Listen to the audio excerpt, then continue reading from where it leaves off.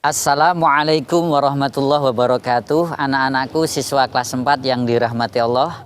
Alhamdulillah, kali ini kita kembali berjumpa meski lewat video ini. Tentu tidak mengurangi semangat kita untuk belajar ya. Apalagi kita mempelajari ayat-ayat Allah, Al-Quranul Karim. Membaca satu huruf saja itu sudah mendatangkan 10 kebaikan bagi kita. Terlebih jika kita membaca banyak ayat gitu. Nah, pada pertemuan pertama ini sesuai dengan materi yang ada di silabus kita akan membahas tentang surah Al-Falaq. Al-Falaq adalah surah ke-113 dari 114 surat yang ada.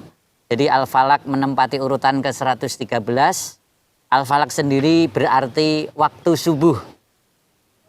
Ya, jadi kul a'udzu birabbil falaq. Katakanlah aku berlindung kepada Rabb yang menguasai waktu subuh. Nah, itu. Jadi ayat pertama seperti itu.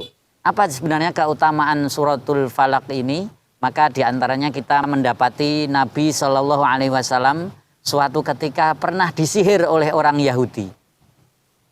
Sehingga Nabi membaca ayat ini, kemudian sihir itu menjadi terlepas gitu. Maka suratul Falaq bisa juga digunakan untuk kita berlindung dari sihir sebagaimana ada di dalam ayat-ayatnya, yaitu ayat yang keempat gitu. Nah, maka kami anak-anak akan membahas tentang sebuah hadis yang disampaikan Nabi. Alam taro ayatin unzilat misluhunna qattu ya. Tahukah kamu ayat yang diturunkan, yang tidak diturunkan sebelumnya?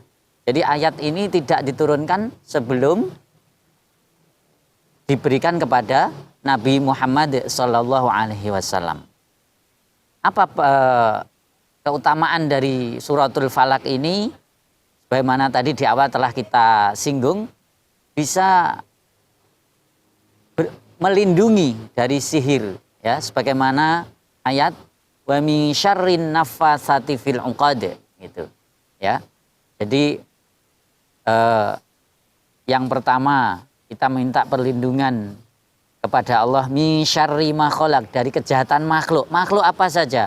Bisa makhluk gaib maupun makhluk nyata. Bisa jin, dari manusia, hewan, ataupun makhluk-makhluk yang lain. Bahkan saat ini ketika kita sedang dilanda wabah corona misalnya, kita dengan membaca ayat ini, anak-anak pun meminta perlindungan kepada Allah agar terhindar dari virus corona ini.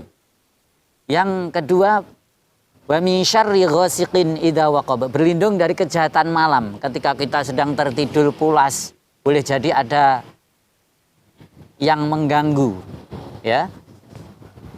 Maka dengan membaca suratul Falaq kita selagi meminta perlindungan kepada Allah Subhanahu wa taala. Yang ketiga, wa min syarrin naffasati fil 'uqad, kita minta perlindungan kepada Allah dari sihir-sihir yang ditiupkan oleh perempuan, dari buhul-buhul. Buhul bisa ya, kalau kita nonton film ada boneka yang dirajut kemudian ditusuk-tusuk misalnya seperti itu, ataupun benda-benda lain yang digunakan untuk berbuat sihir. Ya. Dan yang keempat, wa min syarri hasidin idza hasad, dari berlindung dari orang yang dengki apabila ia dengki.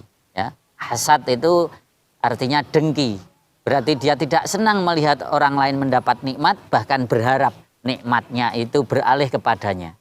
Ini salah satu penyakit hati, sifat yang tercela yang hendaknya kita jauhi. Sebab apa? Hasad ini anak-anak bisa menyebabkan hangusnya kebaikan-kebaikan kita. Nabi menyebutkan ya, jauhilah oleh kalian sifat hasad. Sebab sifat hasad itu fa'innal